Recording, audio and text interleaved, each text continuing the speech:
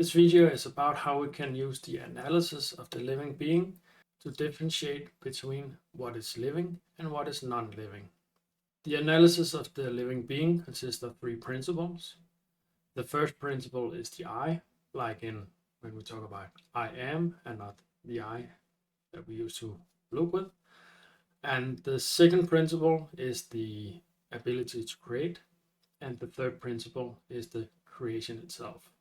The three principles makes up the living being, and this video will go into more details about the three principles as they are described by Martinus. This video will also give examples of how we can use this analysis of the living being to actually distinguish between what is living and what is non-living. At the end of the video, we will go into what it will take to actually differentiate between the living and the non-living. So enjoy the video, and let's get started. So what is the living being? The living being consists of three principles. The first principle is the I. We know it from the language where we talk about I do something.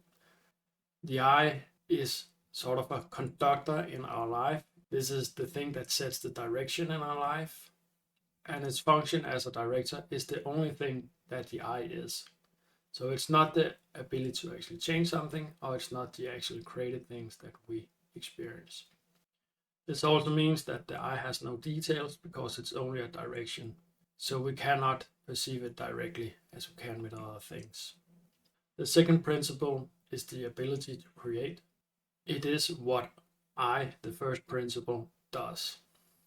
A living being needs the ability to create in order to make a change. The I's direction is insufficient to be a living being. Without the capability to create or change things, there would be only silence. There would basically be no life as we know it. So in some way, the second principle is the capability or the ability to create the direction that comes from the I. The third principle is the matter. It is what gets changed by the I and its ability to change.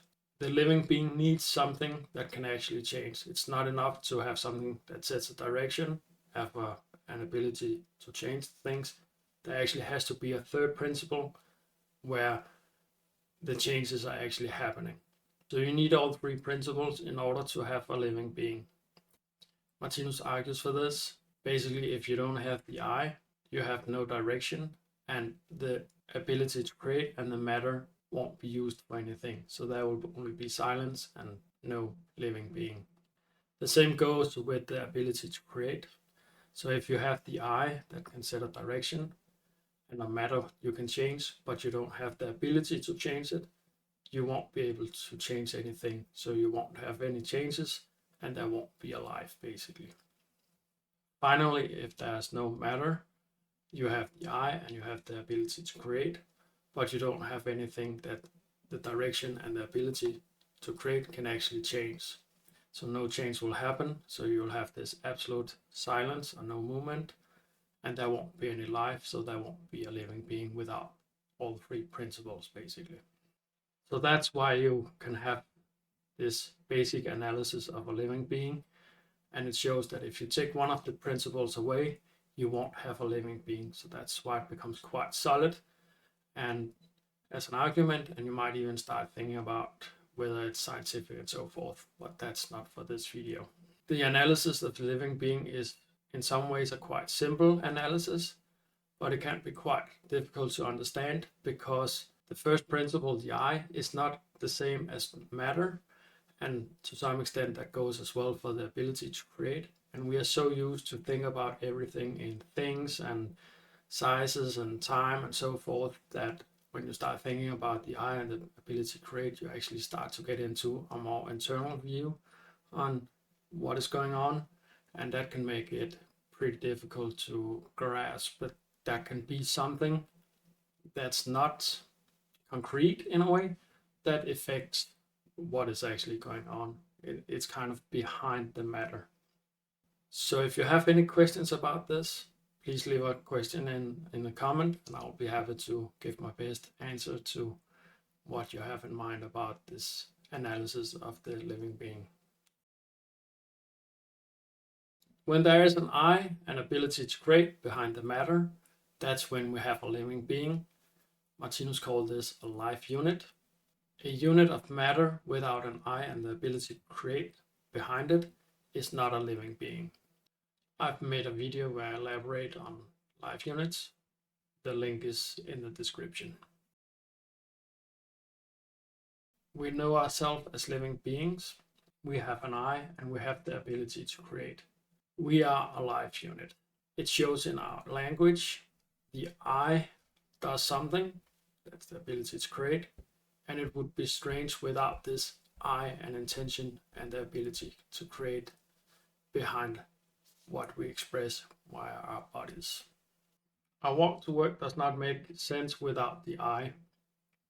Like if you say walk to work, what are we talking about? What is going on? Sounds weird. Something has to do something. And that is the sign of life.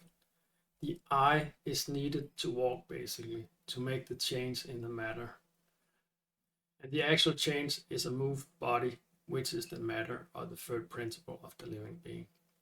The body is the actual change. The table or the chair is a creation by a living being. It could be a carpenter, but that does not make the table or chair alive. They are not life units on their own. The same actually goes for the human body.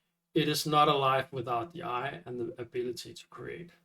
As soon as the I and the ability to create is no longer connected with the physical body, then the body becomes a corpse and non-living.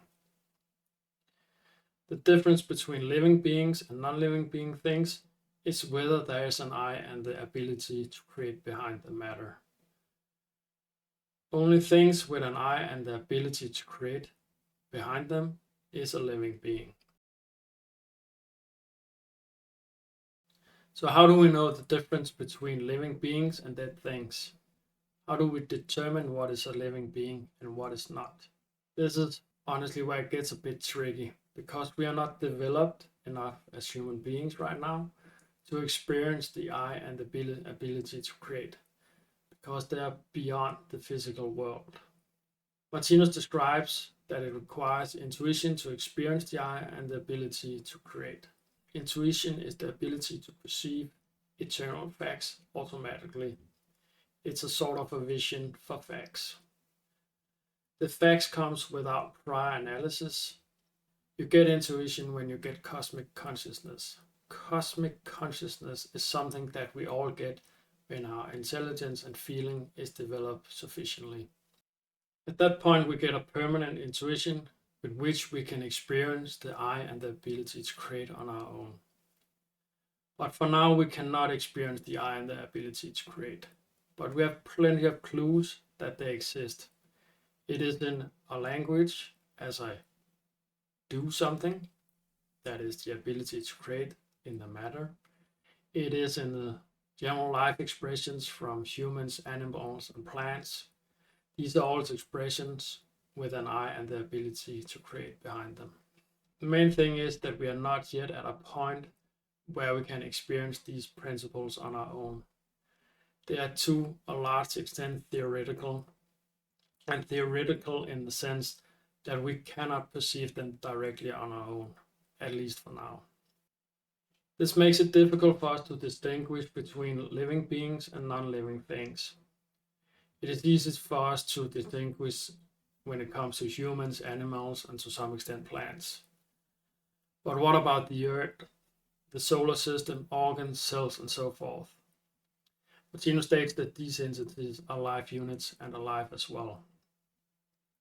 Life is all over the place in the universe. The universe itself is a living being, and we can see this not directly, but we can understand it because there's a logic and planning to it. Logic and planning is sign of consciousness, and consciousness is equal to life. There's logic and planning to build a table or chair as well. But that logic and planning don't come from the table or the chair itself. It comes from the humans who built them.